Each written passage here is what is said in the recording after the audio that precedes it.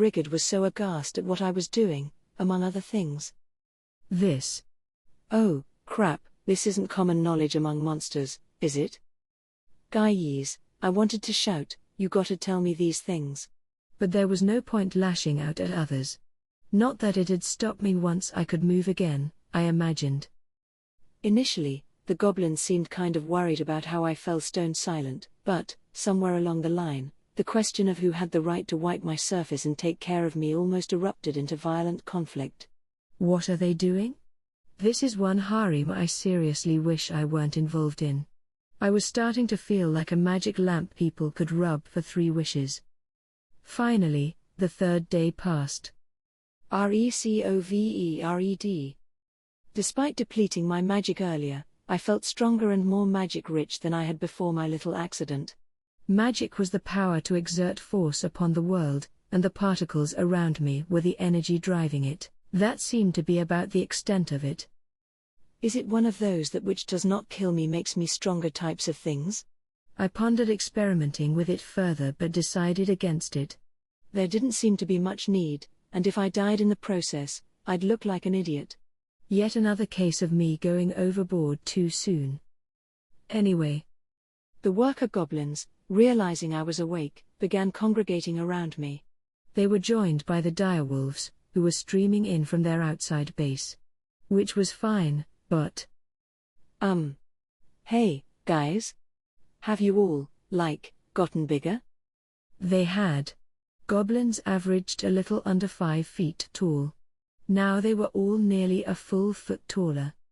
The guy next to me looked as if he was pushing 6.5, even. These are goblins, right? And check out the wolves. I remembered them being a lot browner. Now their fur was straight on black, with a lustrous sheen. They had grown, too, with the bigger ones now pushing 9 or 10 feet in length. I didn't remember any of them being much longer than 6 feet before. The one that really caught my eye was the wolf at their forefront, walking silently forward. I swear he had to be at least 15 feet. I could feel the mystic force lashing out of every pore. This was nothing like the boss I beat a few days back. Between his looks and his sheer force of presence, he had to be some high-level monster. The star-shaped birthmark on his forehead and the magnificent-looking horn also raised a few red flags. Kinda scary. My master. This beast of my worst nightmares bellowed in a fluent human tongue. How it elates me to see you well once more. Holy. Is this Ranga? What happened over the past 3 days? I was left to wonder that for myself as the cheering, howling monsters surrounded me. All right. So in the 3 days I was checked out, all the monsters around me grew. That was freaky. The only thing that could produce something like that was evolution, I suppose. So does naming a monster evolve them? And didn't Veldora go on about something like that for a while? The difference between nameless and named monsters? Oh, right. Something about how earning a name provides a sort of divine blessing that helps boost your ability as a monster. Hence the evolution. Well, hell, no wonder everyone was so happy. And no wonder it tapped all my magic reserves at once. Monster evolution happens fast. I'd say they didn't grow so much as become completely different creatures. The tepid, void-like eyes of the goblins now shone brightly with the pale light of intelligence. And the females? Yow. They actually kind of look like women now. I was so shocked, I could barely even speak. Huh? It made me literally do a double take. These guys were like little imps a moment ago, maybe closer to baboons than humans, and now, well, to use their official terminology, the males were hobgoblins and the females gobliners, although the latter sounded pretty stupid to me. They had both evolved, and according to Rigard, they had heard the so-called world language when they did, something that all evolved creatures experienced. A very rare occurrence, and one that excited Rigard to no end, judging by how he couldn't shut up about it. This wasn't entirely a happy thing for me, though. The female goblins had covered their entire bodies in rags before. Now, thanks to their evolution, the skimpy clothing allowed one to see certain things. There would be no brushing them off now. The males certainly seemed happy about it. even though they were wearing nothing but loincloths themselves. The village was in desperate need of food, clothing, and shelter. Better start with clothing first, I figured. Another issue I had to deal with was Ranga. He was so delighted that I was back to full consciousness that he wouldn't stop following me around and bothering me. If you like those fuzzballs, I assume you'd be in paradise, but I was always more of a cat person. It wasn't the worst thing, but still. So, Ranga, I said, I'm pretty sure I only named you out of the pack, so, how come all the other direwolves evolved, too? It was true. My magic stores conked out the moment I named this thing. My master. We, the direwolves, are both one and all. My brethren and I are connected together, my name is the name of our tribe. Huh, so the whole gang evolved together. The one and all thing was something the previous boss never quite fully believed in, as Ranga explained. If he had, that battle might have gone in a different direction.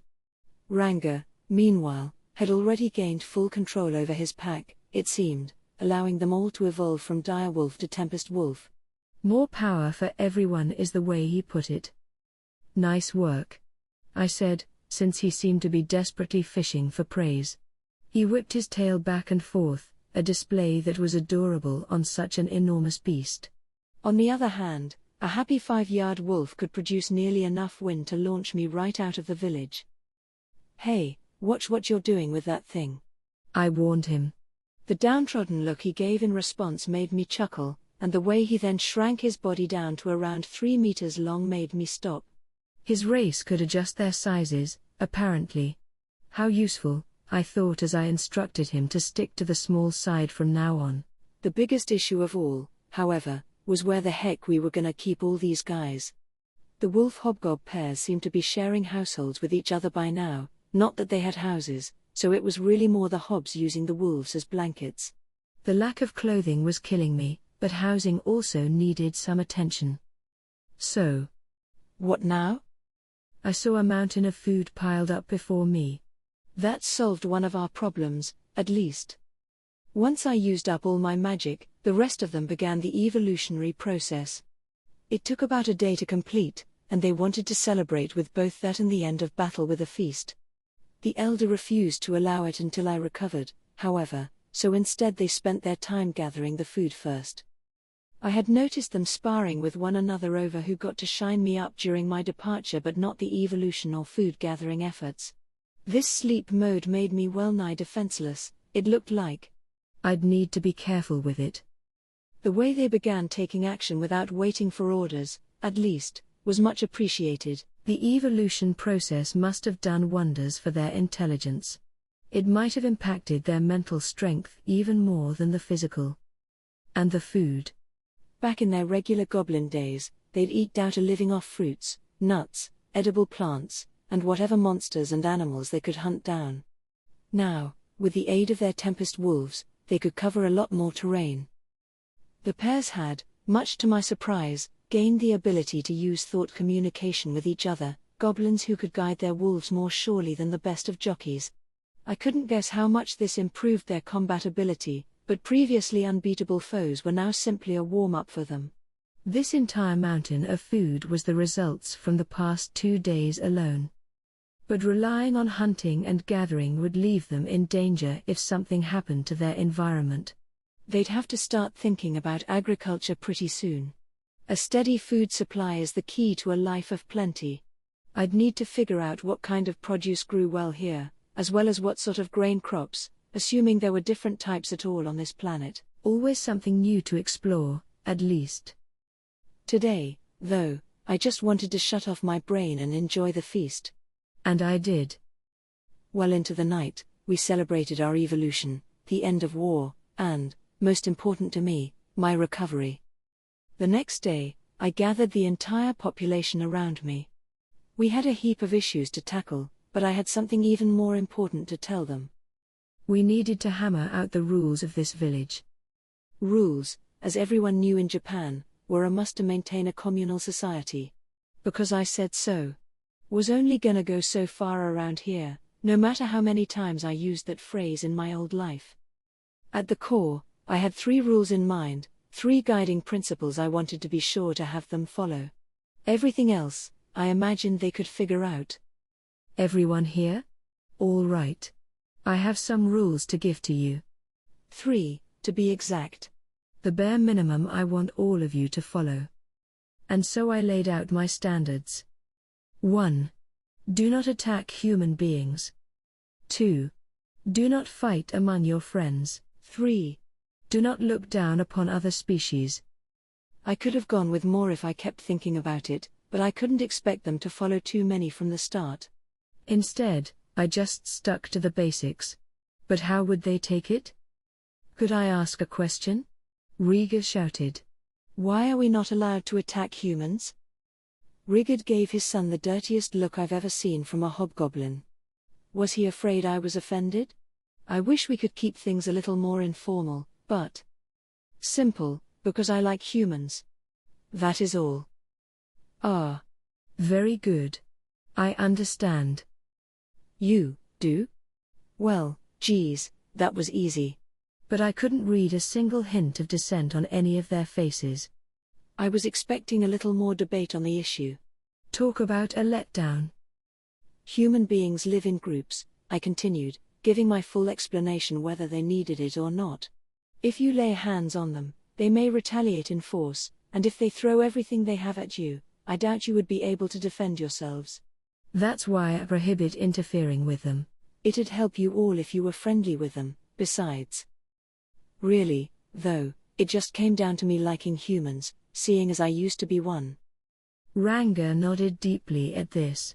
It seemed to make sense to him. He must have had his own reasons to think challenging mankind was a bad idea. The hobgobs, meanwhile, appeared even more convinced than before, so I didn't bother thinking about them much. Is there anything else? What do you mean by do not look down upon other species? Well, all you guys are freshly evolved, right? I'm just saying, don't let that get to your head and start lording it over all the weaker species. Just because you're all a little sturdier doesn't mean you're some high and mighty race now. Sooner or later, your rivals will get just as strong, or even stronger, and they'll want to get back at you. That'd suck, wouldn't it? I had the ears of everyone in the audience. Looks like that worked well enough. I was sure some of them wouldn't listen to reason, but it's best to try to nip these things in the bud, anyway. That's pretty much it. Stick to those rules as much as you can, all right? The first rules the village ever had were set in stone. Everyone nodded their approval, and with that, the curtain rose on a new life for them all. With local laws out of the way, it was time to start divvying up roles. The village watch, the food prep team, the group collecting materials for the village to make things with, the ones building homes and tools and such. I decided to assign police duty to the extra thought communication wielding Tempest Wolves. There were 7 left after all the hobgobs were paired off, and with Ranger practically glued to my ass, that made 6 I could send on patrol. Beyond that, I figured I'd leave the assignment details to Rigard. Rigard, I hereby appoint you Goblin Lord. It will be your job to keep this village well run and well governed. In other words, I tossed everything onto his lap. As hard as possible. But think about it. I worked for a general contractor back on Earth. I'm no ruler. And if I got too wedded to this village, I'd never get a chance to visit a human town. Even if it meant being a tad pushy, I'd have to hand it off to him someday. I was expecting some blowback, but... Why yes, Sir Rimuru. I promise you that I, Rigard, will devote myself body and soul to this vital post. He was sobbing tears of joy again. Fair enough. Let the king reign, not govern. Or at least let him bark out orders now and then, and leave him alone otherwise. You know, I seem to remember Rigard being this doddering, wrinkled mess of a goblin when we first met. Now he's a hobgoblin in the prime of his life, fit, muscular, and bursting with energy. He might even be stronger than Rieger. How did that happen? The more I mess with this magic stuff, the crazier it all seems to me. Very well, I crowed. It is in your hands now, Rigard. Now, I was watching the construction work. It's terrible, isn't it? One could barely call the structures houses. These were stronger, smarter goblins now, but I suppose asking them to suddenly develop technical skills was asking a bit much. It pains me to admit so Rimuru. We never had a need for very large buildings in the past. Yeah. You guys are bigger now, after all. As for clothing, you guys are all exposing way too much flesh. Could you maybe pass some clothes around? Yes. There are some people I know that we've had dealings with several times. Perhaps they could supply clothing that could fit our needs. In fact, with their skills, they might know how to build homes as well. Having worked for a contractor, I had an eye for decent building quality. In terms of what I could actually construct, however, my skill was limited to your basic Sunday afternoon DIY projects. Not enough to serve as a building foreman. If these businessmen could help with that, perhaps it'd be worth paying them a visit. I see, I replied. It wouldn't hurt to talk to them. What did you pay them with, though? Money? No, Sir Rimuru. We do have some currency that we confiscated from adventurers, but that remains in storage. Instead, we have obtained the materials we need via either barter or short-term work. Oh. So who are these guys? They are known as dwarves. Dwarves? The infamous smithing race. I gotta check 'em out. And while the loincloth crisis had captured most of my attention, something had to be done about their defensive capabilities. Their armor provided no more protection than tatters, and they couldn't even use it, because it didn't fit anymore. It was certainly an issue, and tackling it right now would be killing two birds with one stone. Just one problem.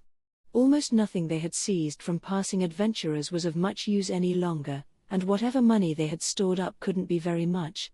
What could we trade? Another problem to shelve for later, perhaps. I'll try visiting them. Can you make the arrangements for me, Rigard? Of course, Sir Rimuru. I'll have everything for your journey by tomorrow afternoon. He sounded enthusiastic enough about it that I felt safe in his hands. He'd probably give me whatever money was left, too, not that I should expect much. Currency, though, huh? It'd be funny if it was paper. Thinking about it, though, I didn't have much money to my name, either. The fact that currency existed at all in this world was a nice surprise, at least. I'd figured it did, but I'd had no idea how it was circulated at all. Once I reach a human town, I'll have to go around and check out prices. But that can wait until after the dwarves. After all the hard work getting this town in shape, a leisurely visit would do wonders for me. I'll be with my own humankind soon enough. Checking out one of the other races could help me learn a little more about this wacky world. Although technically a subrace of people, the dwarves apparently lived in large towns of their own. They had a king as well, although no goblin was ever permitted even a glance. Just being allowed into their towns was considered an all-time achievement for goblinkind. I started to wonder about the state of goblin discrimination around here. I was a slime, after all. Would I be treated fairly? There were lots of anxieties to entertain, but I still couldn't wait to meet some of those little guys. The excitement remained fresh in my mind all throughout the rest of the night. The girl and the Titan. Being possessed by a freak saved my life. That, I could never hope to deny. If I'd been left there alone, the burns from the air raid would have killed me. No matter what Leon the Demon Lord intended for me, I had to accept the fact that I owed my life to him. As a high-ranked flame elemental, Ifrit had powers that were far beyond anything I could have imagined.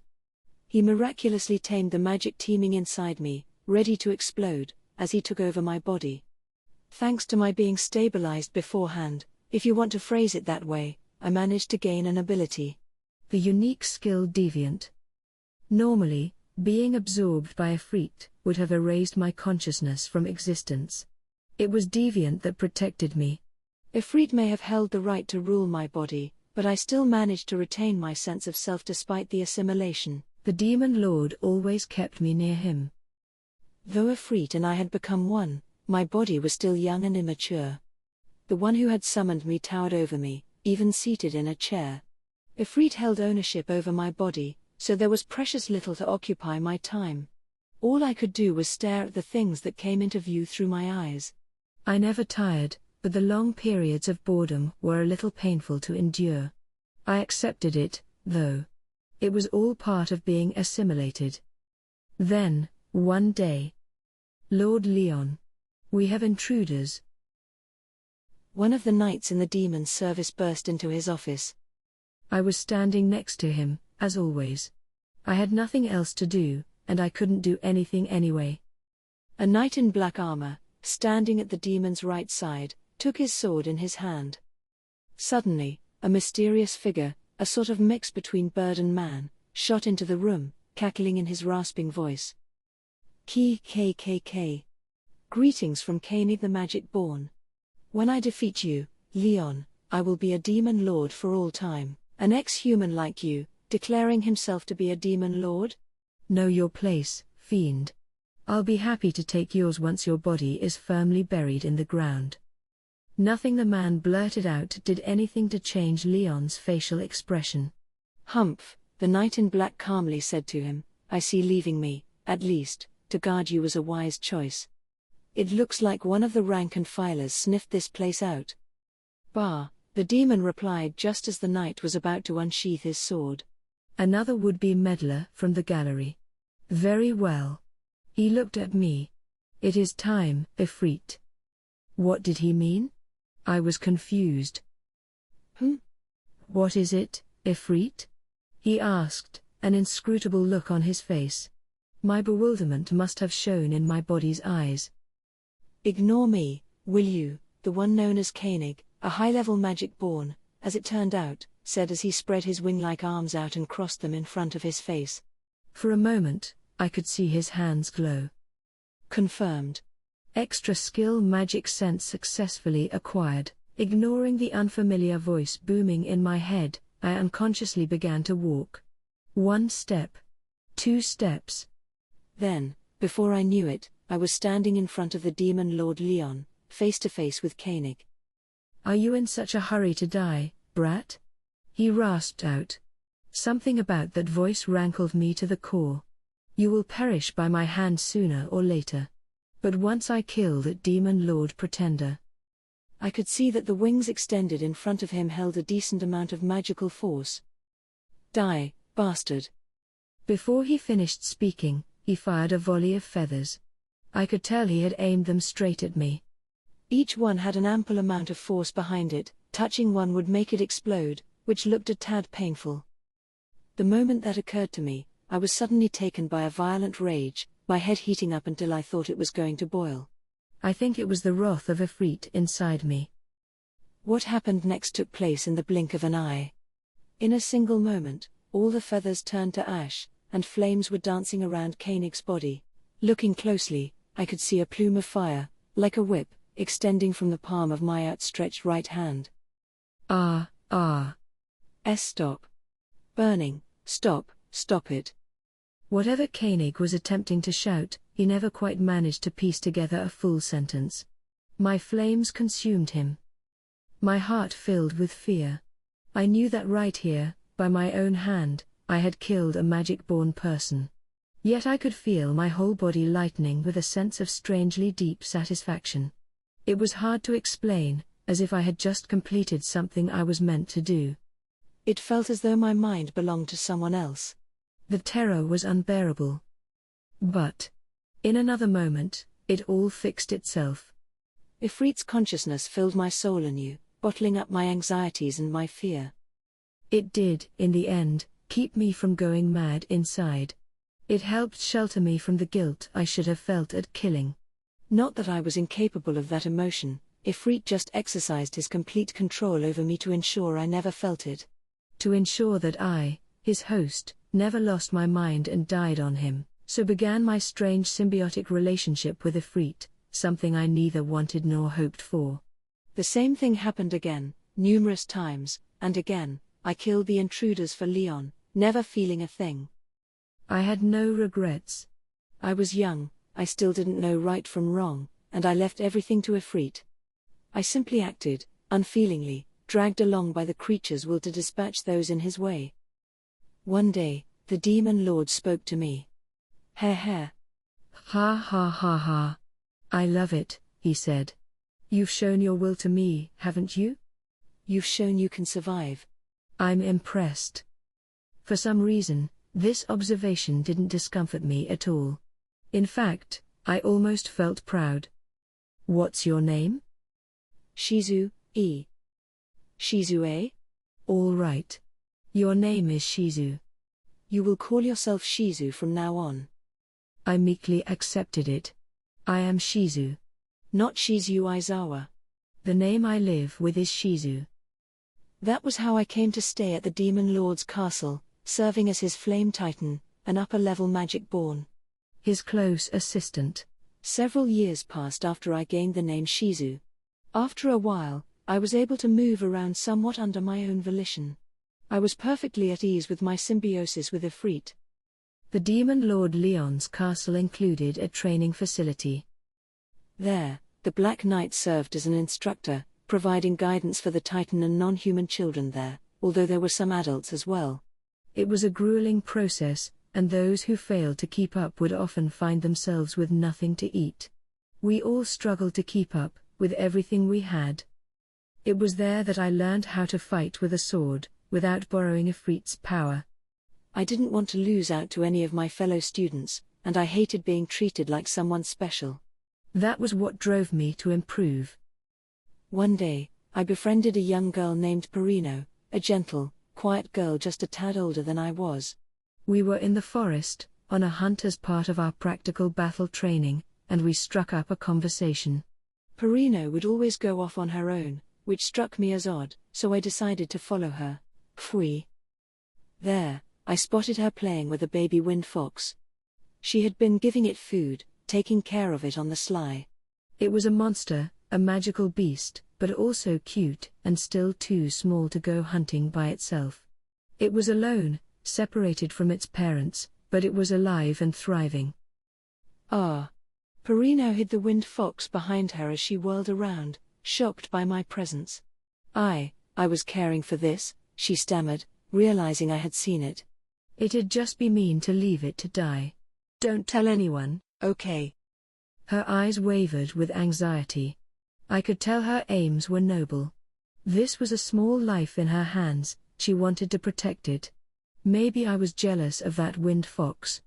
It wasn't alone anymore, I felt, but I was. "All right," I bashfully said, "but, can I take care of it with you?" Perino stared blankly for a moment, then flashed a serene smile. "Of course. In fact, I hope you can." "My name is Perino." I gave her my name, and we exchanged a few pleasantries. She was the first friend I ever had in my life. "What did you name it?" I asked her. Perino gave me another look. "Name it?" "Monsters don't have names. They can communicate with each other through their minds." But I'd feel bad if this guy didn't have a name, though. "Hey, is it okay if I come up with one?" "Really?" "But they said we aren't allowed to name monsters." "Please?" "Come on, just once?" I didn't quite understand what Perino meant. No matter what it took, I believed the wind fox deserved a name. After a few more moments, she grudgingly nodded at me, and in another moment, we were both having fun coming up with names. Ultimately, we settled on Pizu, a mixture of Perino and Shizu. It seemed to symbolize our newfound friendship, in a way. I was happy with it. Pfui. It would always cry with glee like that whenever Perino or I used its name. It must have liked what we chose, and I enjoyed the reaction. Perino would smile, too. "This is so much fun." I had been so alone, but Perino and Pizu were there to soothe my heart. We came to visit Pizu on regular occasions. A few days after we named it, the wind fox grew from something we could keep on our palms to a creature about the size of our heads. It surprised us, but considering how attached it was to us, we didn't mind. If anything, we were glad it was large enough to hunt for itself. Sometimes, it'd even have a bird or wild hare for us when we visited. "Do you think we could take it to the castle, Shizu?" It's really smart, and maybe it could help out around the place. Huh? Frankly, I wanted it to remain our little secret. But faced with Perino's pleading eyes, I couldn't bear to say it. I didn't want my selfishness to sadden her. There were other assorted magical creatures being kept in the castle. A wind fox this intelligent and this friendly to people, Perino insisted, could easily be recognized as a servant beast. That was the start of the tragedy. Fui. I suppose you could say it was just bad luck that we passed by the demon Lord Leon in a castle hallway. But it wasn't. It was our fault for assuming we had the strength to watch over anything in life. Run. Run, Pizu. Coming across Leon spooked Pizu beyond all consoling. It leapt right out of Perino's clasped hands, hackles raised at Leon in a show of intimidation. The act made my Titan awaken. The moment it did, I lost all autonomy. Perino was so close, but she sounded so far away. Preet didn't care how I felt and lashed out at the snarling Pizu. There was no stopping my body, no matter how hard I struggled, as it grabbed Pizu and incinerated it. With my very own hand. That wasn't the end of it. The flames from my hand formed a white, swirling vortex, attacking the girl that had brought Pizu to Leon. Without so much as a sound, it rendered her into a pile of ash that disappeared in moments. As if there were never anyone there at all. The flame elemental, finally satisfied at a job well done, gave a loving salute to his demon master before quieting down. What was that? I stood there blankly, unable to parse my new reality. My hand. My body. It moved by itself. Why did the flame? Did I? It took several more hours to realize that Ifrit had determined not only Pizu but also its keeper Perino to be enemies of the state. By my own hand, I had slain my friend. It made me sick. For hours on end, until nothing came out any longer. He should have just killed me, too, while he was at it. My entire body surged with maddening regret and sadness, and then, like nothing had happened, I was serene. No tears spilled from my eyes, even though I wanted to cry. No madness overtook me, even though I wanted to lose myself in it. No voice escaped my throat, even though I wanted to scream. Did the magic-born Titan take over my mind, too? My heart was buried in a swell of terror, and then instantly, the calmness came back. I was no longer even a person. No matter how much I wanted it, I would never attain the kind of happiness others were entitled to. From that day forward, I stopped crying. I had already cried all my tears out anyway, there was nothing left to shed. I had lost something far too important to myself on that day. And Leon, my demon lord, simply looked on coldly. Quietly. Never punishing me. Chapter 3. Through the Dwarven Kingdom. As he'd so boldly proclaimed a day earlier, Rigard had everything I needed that afternoon. He had even chosen the team members for my expedition into the Dwarven Kingdom already. By the way, did Riga really have to be our expedition leader, too? I was a little concerned about that, but he seemed to be all for it. Well, his father did recover his youthful looks and the enthusiasm to go with it. Maybe I was worrying too much. Once I picked up my luggage, Ranga eagerly allowed me onto his back. I buoyed myself up and nestled into his fur. There was a lot more fuzz than I'd thought, and it sure did wonders for comfort. I braced my body with sticky thread to keep from falling. Not having any arms or legs was a real pain at times like these, but at least I had the skills to do something about it. Gotta use the tools you have on hand. I had actually been practicing a bit with my silk during the off hours. What red-blooded hero hasn't wanted to slap his enemies down with a lightning-quick whoop strike? I didn't know if I could yet, exactly, but I had time. Practice makes perfect. My luggage primarily consisted of money and food, 3 days' worth. If we took longer than that, we'd have to forage a bit. We could have brought along some hardier rations that'd keep over longer periods of time, but I wanted to travel light, if I could.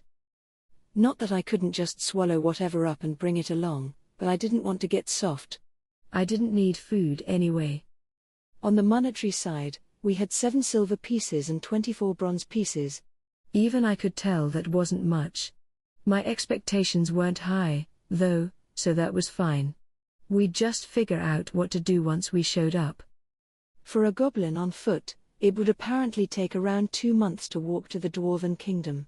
We would be largely following the Greater Meld River, which flowed through the forest, up to its source in a mountain range that held the settlement we sought. These were the Cainite Mountains, which neatly separated the Empire to the east and the small litter of nations here and there around the Forest of Jura. There were, by and large, 3 trade routes that ran between the 2 pockets of civilization. One put you right through the forest, another was a more treacherous route through the mountains, the third was by sea. The Jura route would normally be the shortest and safest, but for some reason, it was only rarely taken advantage of. Most travelers challenged the mountains instead, what with the travel costs and potential sea monster interference a ship route presented. In addition to these 3 routes, there were a handful of other ways to reach the Dwarven Kingdom, but they all charged tolls. This was mandatory, supposedly to keep people from transporting dangerous goods along the paths. It was a decent enough option for small bands, but the larger caravans avoided them for the costs and time involved. They were safe, no doubt, and we'd have to consider one of them later, depending on how our finances held out. We had no business with the Empire, so there was no point traveling east to leave the woods. It was straight north to the Cainites. We wouldn't have to go up to any peaks, at least. The kingdom was situated at the base of the mountains, in the upper reaches of the Greater Meld. A beautiful hub of civilization, by the sound of it, built into a gigantic natural cavern. That was the Dwarven Kingdom. So we followed the plan, tracing the Greater Meld River's route northward. It certainly kept us from getting lost. I had a map in my brain anyway, just in case. We had a guide with us, Gobter, who apparently ran a trip of his own to the kingdom once, so we followed his lead, and I took up the rear. These black wolves are fast. And they never seemed to tire at all. We had been going for about 3 hours without a single break, and we had to be averaging nearly 50 miles per hour the whole way. We had a few rocky outcroppings to navigate now and then, but they sure didn't care. And this was all while making sure we stayed balanced on their backs. It made the trip a breeze for us. At this pace, we might not even need a week for the whole trip. Not that I was in a hurry. I wanted to work out the housing and clothing situation back at the village, but that wasn't a problem we could solve in a night and a day regardless. "Hey!" I shouted. "Don't wear yourself out, now." Ranga, for some reason, upped his speed a little. I had spent the past 3 or so hours enjoying the wind and the motorcycle-like sense of speed, but I was starting to get a little bored. Trying to converse in these conditions would normally be impossible, but not with the thought communication skill I stole from the dire wolf boss. Maybe it'd be fun to chat up the gang while I took in the journey. In my mind, I formed the required network of thought. Right, what to talk about? "Hey, Riga? By the way, who was it that named your brother, anyway?" "Ah, thank you for recalling my name, Sir Rimuru." My brother was named by a passing member of the magic-born races. "Oh? One of them visited a random goblin village?" "Indeed, Sir Rimuru, about a decade ago." I was still a child. "He spent several days in my village, and he claimed to see something in my brother, in his words." "Huh. Must have been a nice brother." "Oh, absolutely. He was my pride and joy." Sir Gelmud, the one who bestowed the name, said it himself. "I would love to have you among my men," he said. "But he didn't take him along on his journey?" "No, Sir Rimuru. He was still young at the time." Sir Gelmud said he would return in several years, once he was stronger, and then he set off. "Oh. Bet he'll be pretty surprised at how much everything's changed when he gets back." "I imagine so, yes. Now, though, we serve you, Sir Rimuru. We may not be able to follow Sir Gelmud to his honorable demon horde, but..." "Demon horde? Wow, he's got one of those, huh?" "You sure he would have been willing to invite the rest of you guys, too?" "I am rather positive, actually. My brother evolved himself as a named monster, but the changes that wrought were nothing compared to what you provided us. Clearly, this evolution was on a different caliber. Heavens, I thought I would never hear the world language once in my life. Such an honor. The hobgobs listening in on us all nodded their earnest agreement. That kind of thing, huh? Naming someone evolves them, but how it turns out depends on the namer. I'd love to recruit someone to help me experiment on that a bit. We could have a name off. But, dang. A real-life demon horde. I knew there had to be one of those around here. Is the king of all demons going to attack us sooner or later? Actually, which side should we be on if that happens? Maybe I should save that question for when it actually comes up, if it ever does. I already know there's at least one hero out there, besides, so I'm sure that king or whatever's gonna be mostly focused on whoever that is. Not too sure the one Veldora told me about is alive after 3 centuries of retirement, but given how easy it apparently is to transmigrate and revive and so on around here, something tells me she's still up in some mountain shack right now, training away. Better make a mental note of that Gelmud guy, at least. Now, next question. Ranga. I called out to the black wolf that was suddenly my biggest fan in the universe. I'm kind of the guy who killed your father, aren't I? You don't have any lingering, resentment about that? I do have thoughts about it, my master. But to a monster, victory or defeat in battle is the only absolute in life. No matter how it turns out, we are aware of the fact that might makes right. Win, and the day is yours. Lose, and nothing shall remain. But, not only did my master forgive, he even gave me my once and future name for all time. I am filled with thankfulness, not resentment. Well, if you want a rematch, I'm open any time. Ha. But, indeed, my evolution has made it all the clearer in my mind. If you had unleashed your full force in our previous battle, the whole of the pack would have been wiped out. We would have been lost to the winds of time, never able to realize our dreams of evolution. Our loyalty, our devotion, belongs to our one true master alone. All right? Certainly, in black snake form, I might have been able to do 'em all in with one breath. But I didn't want to have to try anything so risky. He's really thinking way too highly of me. Not that I mind him having the wrong idea, but... You realized that, eh? Guess you really have grown a little. Ha. It pleases me to hear such words. I nodded to myself. I mean, I killed his dad. There's no way he's not at least a little miffed about that. If Ranga wanted to exact his revenge someday, I'd gladly hold up my end of the bargain. He could definitely give a black snake a run for his money, at least. We chatted a bit more as the road wore on.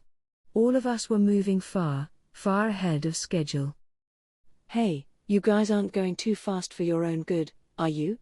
I asked. Not a problem, so Rimuru. Riga shot back. Thanks to our evolution, perhaps. We are not terribly fatigued at all. Do not worry, my master, added Ranga. We are not wholly freed from the bonds of sleep as you are, but we do not require an extended period of rest. Nor do we need frequent stops for food. It will be no obstacle, even if we fast for several days. I scoped out the rest of the crew. They all looked just as gung-ho as when we set off.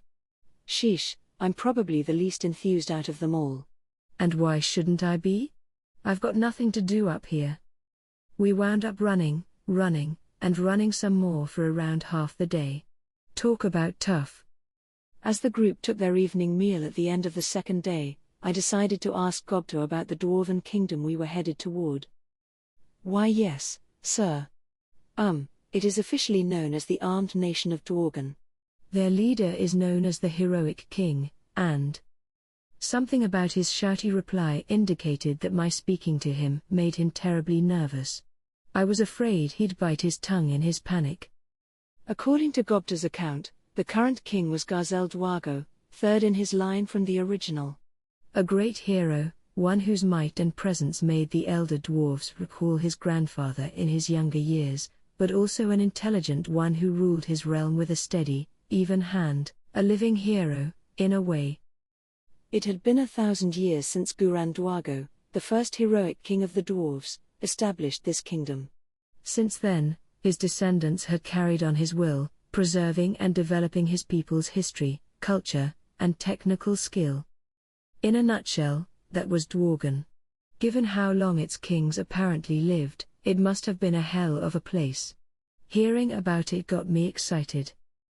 In that case, I asked, how much longer will it take, Gobta? If I had to guess, we should arrive by the morrow, sir.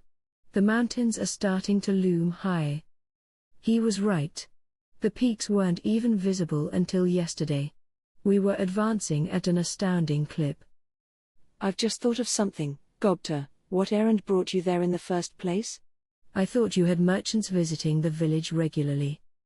As far as I had heard from Rigard, there were bands of kobolds who stopped by on regular occasions. Why would a goblin want to take the 2-month journey over here, then? Why yes, sir. The dwarves pay high prices for magical weapons and armor, you see. They paid us with tools and such, but the merchants helped me carry them back, thankfully. None of the monsters around the village could use that magical gear anyway. Aha. So they sold the weapons and stuff they found off passing adventurers? No wonder there was nothing decent left at the village. He must have carted it all to the Dwarven Kingdom because the kobolds didn't have any way of appraising it on sight. Of course, any adventurers who'd lose to a bunch of goblins almost certainly must have been utter beginners, so inexperienced that they couldn't even use a compass to keep from stumbling into monster villages. I doubted any of their gear could have been worth much. Plus, Rieger added to Gobta's roundabout reply, all the goods the dwarves make, the weapons, mainly, it's top-notch. Even the humans recognize it as the best make in the land, and they gather at the kingdom to seek out the latest works, along with the sub-races and intelligent monsters. It's been tradition for years now, and all conflict between races is prohibited there, in the name of the king. So we were traveling there less to sell some junk and more to buy the tools they needed. The fact that they could do so on neutral turf, without getting laughed at by the other monsters, must have been another attraction. Such an arrangement, Rieger continued, is made possible by the armed nation's astonishing military might. As far as the kobold merchants told me, the dwarven armies have not tasted defeat in a full millennium. The kingdom enjoyed the defenses of a massive, powerful, magic-driven army corps and a wall of heavily armed infantry. Any would-be attackers would find themselves first blocked by the infantry, then turned into dust by a rain of offensive magic. The equipment that backed up such an offensive juggernaut must have been very high-tech indeed, for this world. As Rieger put it, it was overwhelmingly superior to any human-made weapons or armor. I doubted anyone had the guts to mess with them at this point. It'd be the intelligent thing for a nearby nation to try to stay on their friendly side. No wonder none of their visitors were stupid enough to squabble with any other monsters within their territory. Still, dealing with any species, regardless of what they look like? The dwarves must be pretty chill dudes. Maybe I could make a few connections myself. In fact, I'd better. This was a realm where people intermingled freely with monsters. A land that began with the surface city and extended down, down, down. A kingdom armed to the hilt that walked the path of peace. No place in the world boasted as many weaponsmiths and merchants, and yet it sounded like the farthest point in the universe from any kind of conflict. A bit ironic, maybe. The way the Dwarven Kingdom was starting to sound from these conversations, I couldn't wait to arrive. Exactly 3 days after we began our journey, we reached the grasslands at the foot of the Canuts. The city truly was beautiful, chiseled into the vast mountain cavern, a natural fortress created by nature. It was the armed nation of Dworgen in all its mighty glory. And, of course, there was a line to get in. The front gate was enormous, built to block free entry into the vast cave opening. This gate opened only whenever the army went inside or out, and that, I heard, happened just once a month. Today it was firmly closed, but at the bottom of the great doors were 2 small entryways meant for regular traffic. The right-hand one had nobody in front of it, probably meant for the nobility or any other lofty figures who showed up. The door we were waiting for was on the left, and while some people bore passes that allowed them free entry, others had to undergo luggage checks in a separate chamber. All of this, of course, was guarded by a security detail whose equipment certainly reminded you that this was the armed nation. They weren't clowning around. Once you were through security, you were pretty free to do what you wanted around the city, it seemed, but man, what a line. We were bound to spend more time waiting than traveling at this rate. Guess we're really here, huh? A nearby traveler ventured as I scanned the line of people down the corridor. That's a fancy gate. Look at the armor on that soldier. His companion exclaimed. We probably couldn't afford gear like that after 10 years on my salary. Yeah, I'll bet. Even the Eastern Empire tries to keep things peaceful with these guys, in public, at least. With that kind of equipment, I see why. You said it. They sure ain't gonna give you a second chance if you try anything. The blowback would be one hell of a headache for any nation that tried it. Maybe the dwarves of this world weren't the kind, gentle, almost lovable beings I was picturing. They could be a lot more violent than that, for all I knew. Still, as a free city and a hub of trade across races and species, it maintained at least a public face of neutrality. The fact that the heroic king never allowed combat inside the city was fairly common knowledge among adventurers. I supposed that even in this world, you could afford to be neutral only if you had the muscle to back it up. As I mused over this, I began hearing some more sinister voices. Hey! Hey, check it out, there are monsters out here. We can kill 'em, right? We aren't inside yet. Yeah, what the hell are you guys standing in line for? You think we're gonna let you do that, you little runts? Gimme your spot before we kill you. And leave your crap there, too, all right? Then we'll let you go. I figured they had to be out of their minds, but then again, it was just me and Gobta. A bunch of loin-clothed goblins riding gigantic wolves would have been bound to stir up at least a little attention, and not the good kind, so I decided to go in solo with my guide. Rieger had wanted to join me, but I'd turned him down. They were all camped out at the forest entrance now, waiting for our return. Which left the two of us. I'm sure we looked as if we had giant targets painted on our asses. Now this pair of adventurers was accosting us, whining about not liking our faces or whatever. Hey, did you hear something, Gobta? Yes, I did. Did you run into any trouble last time you were here?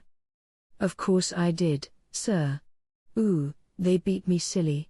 The kobold merchants had to pick me up off the ground. Might have died if they didn't, eh? They did, huh? So we can't avoid this. It is, the fate of the weak? He'd all but expected it. Sheesh, could have told me beforehand. Gobta hung his head, realizing what was in store for him. He was finally getting comfortable talking to me. I was a bit worried this threat would make him flee back into his shell again. Yo. You think you runts got a right to ignore us? Hey, isn't a talking slime pretty rare? Maybe we could get some money out of selling it. The adventurers kept yapping at us. People, maybe could have, said I had the patience of a saint back home, but this was starting to irk me. Gobta. You remember the rules I gave you all before? Why yes, sir. Absolutely. Good. In that case, could you close your eyes and cover your ears for me? No peeking. All right, but... Right. Laying out some simple rules for my people, then promptly violating every single one of them 3 days later wouldn't exactly make me a role model. But with Gobta out of my hair, I was free once more to take out the garbage. Just then, the hostile adventurer on the right shifted his gaze, and I followed it. It led to another group, a trio, grinning as they watched the spectacle unfold. One of my adversaries carried a sword, the other was clad in light armor. Bandits, I figured. The other 3 consisted of 2 robed figures, wizards or monks or something, and a big, brawny fighter. If I had to guess, they were all in the same party, and these 2 were sent over to chase us out and nab our position in line while the other 3 finished us off and joined the others as if nothing had happened. That kind of thing. A neat and easy way to pick off the weaker monsters and take their possessions. Nicely planned. Too bad they picked the wrong target. Whoa, back of the line. I said to rile them up. I'm feeling generous today, so I'll let all that slide if you line up out back. The duo looked stupefied for a moment. Then their faces turned bright red. Didn't take much to tick them off. What the hell are you talking about, you little pissant? One of them bellowed in his best evil underling voice. You wanna start something with us? You're dead. I promised you'd live if you just left all your stuff there, but you know what? Now that you've pissed me off, that's off the table. Ha! Back in my contractor gig, I pushed people around that looked a hell of a lot scarier than these guys. I had to if I wanted to get any work done. Some of the old rascals even had tattoos all over them. Compared to that, this barely made me break a sweat. Little pissant, huh? You mean me? Who the hell else am I talking to? A slime's the pissiest out of 'em all, man. Get over here. If you're so eloquent, we'll make you into our slave instead. A monster slave? Do those even exist? Let's look into that later. The merchants and apparent adventurers around us had started to notice the shouting. Better keep their eyes on me, for starters. I don't know if the concept of justified self-defense exists in this world, but it wouldn't hurt to have as much eyewitness testimony as possible. Too bad it didn't look as if any of the humans were interested in lending me a hand. Really? If I were a little girl, I bet it'd be a different story. Think you can call me a pissant and get away with it, huh? And you just called me a slime, too. Well, duh. What else are you? Piece of shit. You think I'm gonna let you treat me like an idiot? You're dead. Too late to beg for your life now, man. The two of them drew their weapons. Oop. Off they go. Man. Talk about a stroke of bad luck, having these guys be the first humans to ever talk to me. Can't believe how much friendlier the monsters were. The people around us began edging away to safety. I suppose they wanted to keep from getting involved. The gate guards must have noticed as well, because they were starting to hurry over. Keeping my eye on them, I casually rolled myself forward. Ha ha ha. A piece of shit, huh? A slime? Where'd you get the idea that I was a slime, huh? I let them fill in the rest themselves. Of course I was a slime. Anyone would have said so. What? Cut the crap, man. Yeah. If you ain't a slime, show me what you really are. It's gonna be tough to make excuses once you're dead. They were practically waiting for me to transform, just like I'd hoped. I was sure I could win as a slime, but it was kind of hard to hold back my skills. I'd be liable to slice each of them into two neat pieces with my water blades. Toning it down and just knocking them out was harder. All right. I shouted, keeping up the performance. Allow me to show you my true form. Then I released the mystical aura I had been covering up. Just a little, of course. I looked around, seeing whether the audience had picked up on it. A few among the handful of people around us had. The two idiots in front of me, meanwhile, seemed oblivious. All bark and no bite, I suppose. Enough sizing them up. Now, what to transform into? A black mist sprayed out from my body, shrouding it completely. When it cleared, a different monster stood there instead. A black wolf. Hang on, wasn't I a dire wolf when I absorbed the boss and transformed right after? Now I was just as dark as Ranga and his pack. If anything, I was actually larger than Ranga. That, and I had two horns on my head. Form, Tempest Starwolf. Well. I guessed if a monster type I consumed evolved, my mimic form evolved with it. I was one level ahead of the evolved Ranga, even. After all, he had only one horn. Less trivially, I felt a terrific amount of power well within me. I was sure the sight would make these fools drop their swords and instantly run away. But they didn't. Ha! I don't care how badass you look. You're still a runty goddamn piss slime to me. You think that was enough to freak us out? Come on, man. They aren't picking up on this at all. You're really supposed to buy now, guys. I mean, don't I look threatening enough? And even if you think it's just an illusion, shouldn't a shape-shifting slime give you at least a little pause? And yet it didn't faze them at all. Maybe